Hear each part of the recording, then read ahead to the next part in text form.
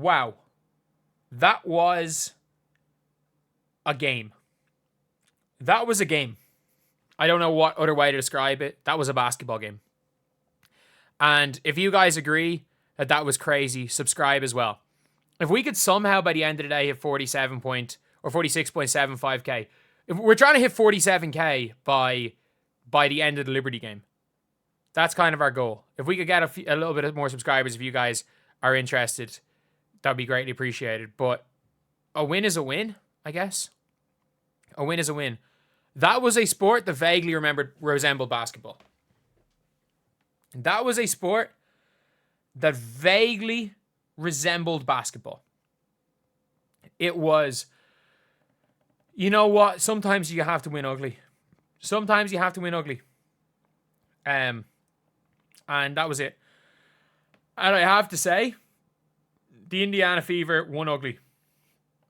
And I like that. I like that. There are so many problems with the Indiana Fever, and maybe it's just a bad matchup. Maybe the physicality of Ryan Howard being allowed to play Lou Dort defense.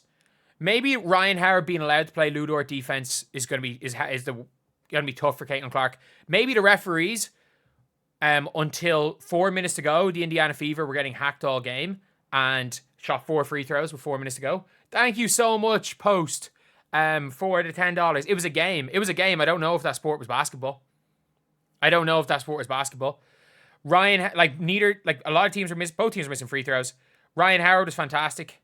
Let's not even give a knock to Ryan Howard. Even though she was hacking on the defensive end, she was fantastic. Brittany Griner had more fouls than points. Brittany Griner committed 4 moving screens, and I would say maybe one of them was a moving screen. The referees called double-digit moving screens. And also, lads, yeah, if we could get to 750 likes, that would be insane for you guys in here. If we get to 750, that would be insane. But Natasha Howard had a bounce-back game. This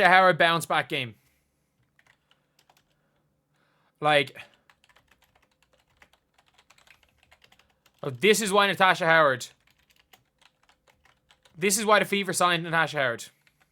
That was a good defensive game for her. I have to say, it was a good defensive game. And she stepped up when not many others did. Thank you so much for the $10. Really appreciate that. But she stepped up when no others did. 26 points for Natasha Howard. I don't know what's wrong with Tawana Bonner. She'll figure it out. Look, she is one of the greatest players of all time. She's one of the greatest players of all time. But I have to say, she is... Thank you, Shannon Mack, for the $5. Oh my God, thank you, Philip, for the $19. But she'll figure it out. She's one of the all-time greatest. She's just... I don't know what's wrong with her. Natasha Howard was brilliant today. On the defensive end, on the offensive end. When things weren't going right, she was the one who stepped up. Kelsey Mitchell had the fakest 17-point game you will ever see. Kelsey Mitchell and Caitlin... I'll talk about Caitlin Clark. But Kelsey Mitchell looked like she was trying to lose them the game. But the three standout players were Lexi Hull, Sophie Cunningham, and Natasha Howard. I thought Damaris Dantas played well. But Sophie Cunningham was the game changer. She was the game changer down the stretch. She absolutely was the game changer. She was... Her on the defensive end, she made timely plays. She hit big shots. She got big boards. Almost every big play was made by one of Sophie Cunningham or Lexi Hull. The two of them made big plays. The two of them together are super, can be super effective. The two of them were absolutely incredible. I have to say. Lexi and Sophie Cunningham, they bring in energy. Sophie Cunningham is your Swiss Army knife. Someone just said Sophie Cunningham is captain. Yeah. Sophie Cunningham is going to be the difference maker. Natasha Howard is just a much better version of Nalissa Smith. That is what Natasha Howard is. She's the same player as Nalissa Smith. She's just much better. Tawana Bonner, and it's not on her. She's coming up against two just better players. There's just two players that are playing better and are doing more and have been more effective in Sophie Cunningham and Lexi Hull. They just have. They have been the better players. And Natasha Howard came out with a redemption game. Hopefully she told her wife to go private on Twitter for all that, because that is what it's going to happen with the Indiana Fever. Natasha Howard is the Michael Jordan and the Alyssa Smiths. Yes, she is the Michael Jordan and the Alyssa Smiths. And that is the thing. You can have, when things are going well, you're going to get your recognition. That was an incredible game for Natasha Howard. And look, when it comes to Fever, I think we might have overrated the Fever based on beating a Chicago Sky team who look incompetent. Like, Chicago Sky look absolutely horrendous. Like, this is a team that needed... that the only reason they weren't getting beat by 30 last year was because of Kennedy Carter, and they got rid of Kennedy Carter. So maybe we've overrated the Fever, but they won ugly. They won, and Aaliyah Boston was non-existent. She was non-existent in that game. Made a huge play. Caitlin Clark had the worst game of her career. Caitlin Clark had the worst game of her career. Like, no question about it. She had the worst game of her career. She was not hitting, like... She was missing shots, and it wasn't like some... You know when Caitlin shoots and you're thinking it might go in? Nothing even looked like it was going in. She was getting hacked the whole game. She was getting hacked the whole game by Ryan Howard. She didn't know... I don't even know really what was happening, but... This is what happened for the two of them. 1 point game, 43 seconds to go. Caitlin Clark goes in and out, sees Aaliyah Boston steal, makes an unbelievable pass to Aaliyah Boston, fakes up, in. And that is what you want to see. It was the worst game for both Aaliyah Boston and Caitlin Clark in the last 2 years. It was straight up. It was their worst game. Caitlin was missing free throws. Caitlin was 3 of 5 in the free throw line. Kelsey Mitchell was 2 of 4. I don't know what happened, but they came up big. And Kelsey Mitchell went at least 1 of 2 to ice the game. She went 1 of 2 to ice the game. Aaliyah Boston stepped up big time with that play, a really good play. And like, Caitlin Clark came up with the pass of the game. It was their worst game of her career. Like, we can be honest. It was the worst game. And I'm not saying when Caitlin was like, when the Fever were struggling and no one knew what was going on, and like Caitlin Clark was like, didn't have a clue and she was young. But like, in comparison to how she is and what we expect, it was the worst game she's had. But I will say, she was getting hacked 94 feet, and Stephanie White, I hope she's experimenting. How long, and I mean this, how long do we give Stephanie White, like, how long do we give Stephanie White grace for the offense? The defense is better. I'll admit it. The defense is better. Defense is better. The team is grittier. Thank you for the $10, John. Appreciate that. How much longer do we give Christy Sides for having no answer to when Caitlin Clark is denied? Or not Christy Sides, Stephanie White. How long do we give her for having no answer for when Caitlin Clark is denied? Like, they won, but you can still talk about it.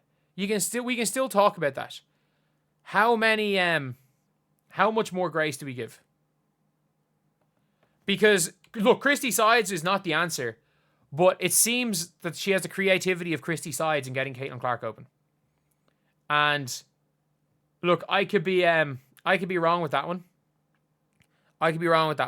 Like, how much longer do we give Stephanie White grace? But yeah, it was an interesting game, honestly. Like, people talking about the Sky are playing Liberty, the Sky suck. We beat the Sky, like the Fever beat the Sky by 35. But from the Dream, I thought Nia Coffey stepped up. Tahina Pau was great in the first half, really quiet in the second half. Really quiet. Walker Kimbrough didn't do very much. But Dantas was good. I thought Coulson was fine. She came in, did what she was meant to have done. You're saying the team was rocked by the controversy. Caitlin Clark had 27 points in the previous game. The team was rocked by the referees. But the thing is that you can't be shell-shocked. You need a plan for the referees. And Stephanie White was talking about how they have a plan for when teams are physical. Is their plan Caitlin Clark stands in the corner? Because that's what it seems to be. Caitlin Clark set more screens in the first half than time she touched the ball. Caitlin looks so flat. When Caitlin Clark is playing decoy, she looks flat on both ends of the floor. And I think something has to happen there. And look, I mean this. Caitlin Clark, it's something Caitlin Clark has to fix long term. Caitlin Clark has to fix that. She has to fix her attitude when she's being told to go play decoy. Like, she has to fix that. She has to fix her energy when things aren't going well on offense and the defensive end. She has to fix that. But short term, the coach has to know that's something that is wrong with Caitlin Clark's game right now, and not like leave her for dead. Not leave her for dead out there. The coach did it twice. Stephanie White's done it twice in 3 games. She's done it twice in 3 games. So it's something where it's like, you can obviously fix that, but you can't sacrifice the team trying to fix that. But yeah, it was an interesting one. And also, why they played so slow. They walked the ball up the floor. They walked the ball up the floor for the entire game. It was not what we wanted to see. The Dream were just really bad other than Ryan Howard. Like, Alicia Gray there was a stage where Alicia Gray had more fouls than points. Brittany Griner more fouls than points. Like, Atlanta played bad, and at least they won ugly. At least the Fever won ugly. At least they won ugly. That's something. But it was it was something. And you know what? The one big thing is that down the stretch, we saw an incredibly good play by Aaliyah Boston and Caitlin Clark. And look, I mean this when I say this. Ironically, of Caitlin Clark, Aaliyah Boston, and Kelsey Mitchell, as bad as Caitlin Clark was, she was the best of those 3. She was the best of those 3. Like, that was... But I stand by this. Based on the standards that we set for Caitlin Clark, it was the worst game of her career. You've never seen a great player be benched at the end of the game. Like, she got benched for 0.4 seconds. I'm not joking when I say that. She got benched for 0.4 seconds. So it's like, where's the Mick guy? You're looking for him. But thank you for the $5, James. But yeah, it was a tough one. It was a really, really tough one there. And look, it is what it is.